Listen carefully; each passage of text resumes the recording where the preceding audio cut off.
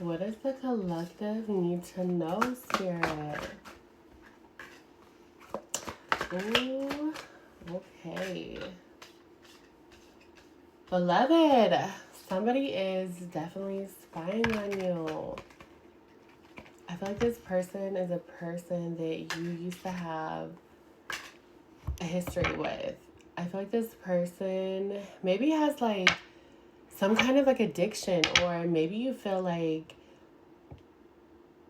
they kind of dabble in things they shouldn't. I don't know if this could be like gambling, drugs, alcohol, spicy time. But this person wants to come back for a second chance, but they're very prideful. I feel like if you've been wondering, like, does this person think of me? Do they spy on me? Beloved, the answer is yes. They are all up in your stuff searching.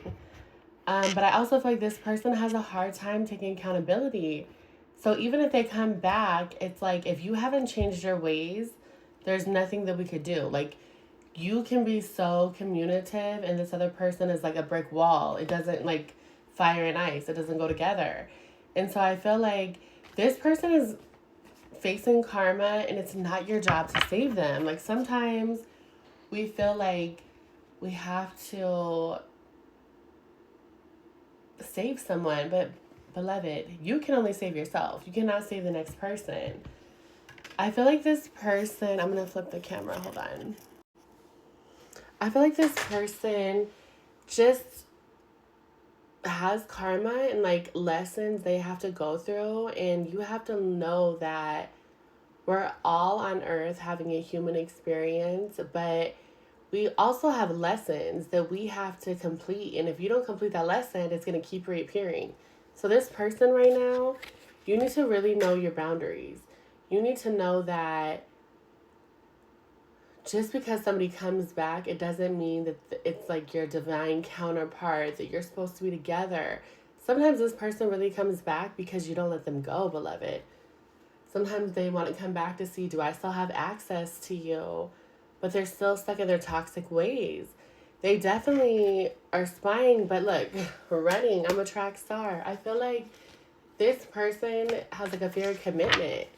Even if you wanted them to be everything and more, beloved, there's something stopping it. Like, they are not ready to commit. They are not ready to be your knight in shining armor, or she's not ready to be your queen. It's just, and look, bottom of the deck, karma. They definitely, if they have like feelings for you, they definitely enjoy spicy time, but I feel like there's third party energy, maybe five party energies. Like, they are not committal. And at this point in life, you have to really ask yourself, is this person worth me holding on to, or is it time to let it go? Because we all have our own free will. But what are you willing to settle for? Have you learned your lesson? You know, maybe this person keeps coming back for a second chance because you need to learn a lesson. When we obsess over something, you have to stop and ask yourself, why are we obsessing over this? Like, what is it that you cannot get over? What is it that you can't let go? Is all the chaos, is it worth it? I feel like it's kind of like a cat and mouse game. Maybe you like to be chased. Maybe you like disappearing for a while and popping back up. Maybe you like that energy.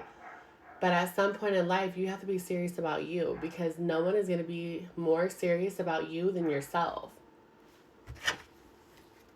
I have commitment in reverse. I feel like this person, like I said, they're not ready to be monogamous. They definitely, I feel like they're poly. Maybe they're P, maybe they're HOE. Like, they are just all over the map, beloved.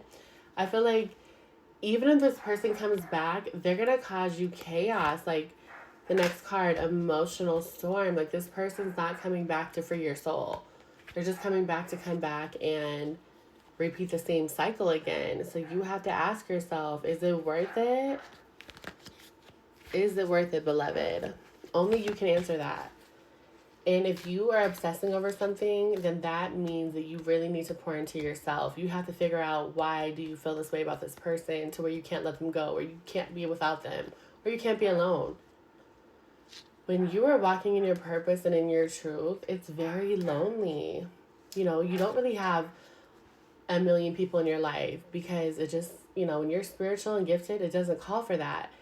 You will meet people that are aligned in your soul tribe along the way, but there's times where you're really in isolation and it's very lonely. But don't let loneliness or just the thought of being alone drive you back into someone that is not good for you.